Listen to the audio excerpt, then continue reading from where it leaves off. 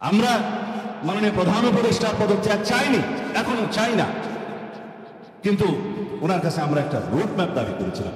আমরা বলেছি এই দেশের সেনাবাহিনীকে যেন বিতর্কিত না করা হয়, আমরা বলেছি এই দেশের সার্বভৌমত্ব নিয়ে যেন কোনো রকমের ছেলে মানুষই না করা হয়, এই দেশের নিরাপত্তা, স্বাধীনতা, সার্বভৌমত্ব রক্ষার জন্য জাতীয় ঐক্যমত্যের ভিত্তিতে যেন যে কোনো সিদ্ধান্ত গৃহীত হয়। এই কথাগুলো আমরা বলছি জাতীয় স্বার্থ সংরক্ষণের জন্য।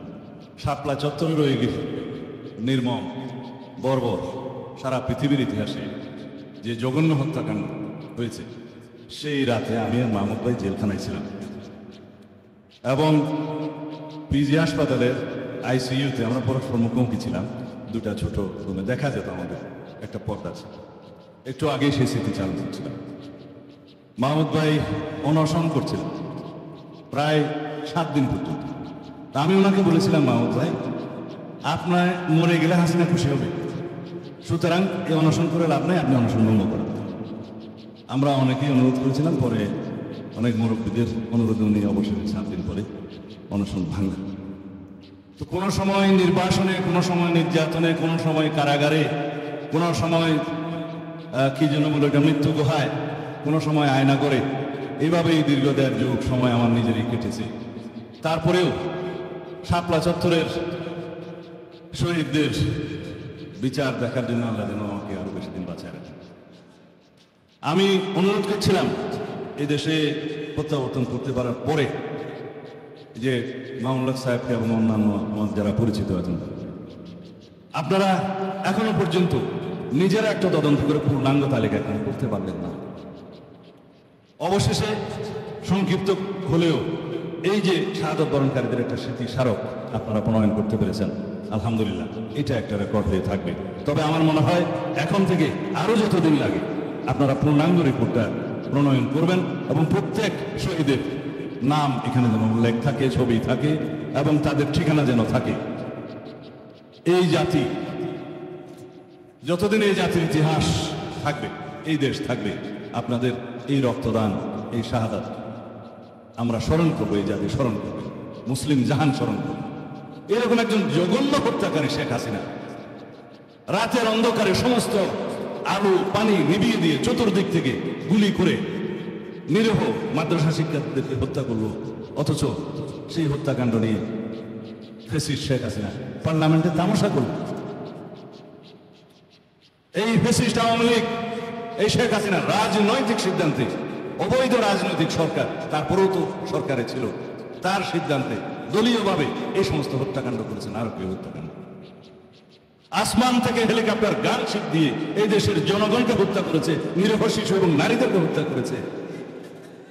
এরপরেও তারা বাংলাদেশে এই সমস্ত হত্যাকাণ্ডের জন্য ন্যূনতম কোনো অনুশোচনা করেন, দোষ স্বীকার করে নাই, ক্ষমা প্রার্থনা করে নাই, উল্টো এই দেশের গণ অভ্যুত্থানকারীদেরকে তারা অপরাধী তকমা দিচ্ছে। এত বড় দুঃসাহস, এত বড় নির্লজ্জতা সারা পৃথিবী বক্তব্য করছে। আমরা এখন যে অবস্থায় দাঁড়িয়ে আছি, এই অবস্থায় সমস্ত শহীদের যদি আমরা বিচার চাই, তাহলে আমাদেরকে এই ট্রাইব্যুনাল আরো অনেকগুলো গঠন করতে হবে। ট্রাইব্যুনালের তদন্ত টিম, প্রসিকিউশন, লজিস্টিক সাপোর্ট সবগুলো বাড়িয়ে আমি অনুরোধ করব এখনই যাতে যথাযথ কর্তৃপক্ষ যথাযথ পদক্ষেপ নেন, শুরু করা হোক। বিচার কার্য অনেক দীর্ঘ প্রক্রিয়া, সেটা হয়তো সমাপ্ত হতে দেরি লাগে। এখন যে আইসিটিতে মামলা হচ্ছে মানবতা বিরোধী অপরাধের জন্য, সেই অপরাধের বিচারও আমাদের কাছে এখনো খুব একটা দৃশ্যমান হচ্ছে না। আমরা অনুরোধ করেছি যে অন্তত কিছুটা অগ্রাধিকার বিবেচনায় কিছু গুরুত্বপূর্ণ মামলা প্রথমেই ট্রায়ালে নিয়ে আসা হোক, জনগণের সামনে দৃশ্যমান হোক, দেশবাসীর সামনে দৃশ্যমান হোক যে খুনি ফ্যাসিস্ট হাসিনা, জাতিসংঘ স্বীকৃত নিকৃষ্ট খুনি হাসিনার অন্তত একটা বিচার রায় যেন আমরা খুব শীঘ্র দেখতে পাই। সবার বিচার করা হবে এই দেশের আদালতে। খুনি শেখ হাসিনা এবং তার সরকারের, তার দোসরদের প্রত্যেকটা অপরাধের বিচার করা হবে ইনশাআল্লাহ। আমরা গণতন্ত্র চাই, আমরা সাংবিধানিক অধিকার চাই, গণতান্ত্রিক অধিকার ফিরে পেতে চাই। সেই জন্য আমরা বারবার নির্বাচনের তাগিদ দিচ্ছি। এই কথা আমরা এখানে বলছি না, এটা আমাদের দায়িত্ব। আমরা মাননীয় প্রধান উপদেষ্টার পদত্যাগ চাইনি, এখনো চাই না, কিন্তু ওনার কাছে আমরা একটা রোড ম্যাপ দাবি করেছিলাম।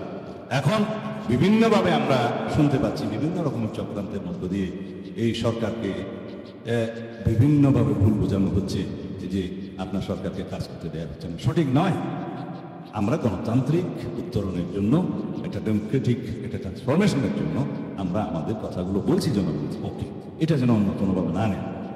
আমরা বলেছি এই দেশের সেনাবাহিনীকে যেন বিতর্কিত না করা হয়। আমরা বলেছি এই দেশের সার্বভৌমত্ব নিয়ে যেন কোনো রকমের ছেলে মানুষই না করা হয়।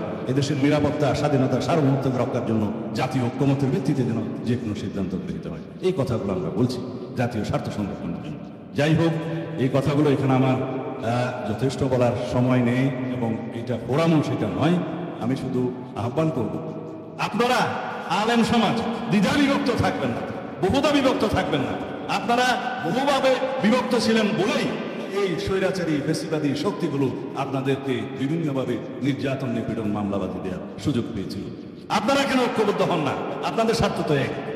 আমি শুধু আল্লামা ইকবালের একটা শের পড়ে আপনাদের এখান থেকে বিদায় নেব যে मुसलमान के हर फिरके ने एक दूसरे को काफिर कहा, वही एक काफिर ही है जो उसने हम सबको मुसलमान कहा।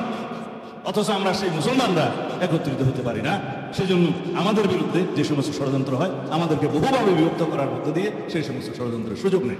আমরা অতীতে দেখেছি আপনারা বিভক্ত ছিলেন বলে নিজেদের মধ্যে আপনাদেরকে ব্যবহার করার সুযোগ পেয়েছে, নির্যাতন করার সুযোগ পেয়েছে, জেলখানায় বন্ধ করে রাখার সুযোগ পেয়েছে।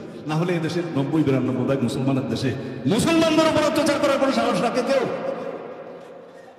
সুতরাং আহ্বান জানাবো, আমরা এই দেশের স্বাধীনতা, এই দেশের হাজার বছরের আমাদের যে অনুসরণ করা আমাদের যে সংস্কৃতি, সেটাকে আমরা পড়তে তুলে ধরি।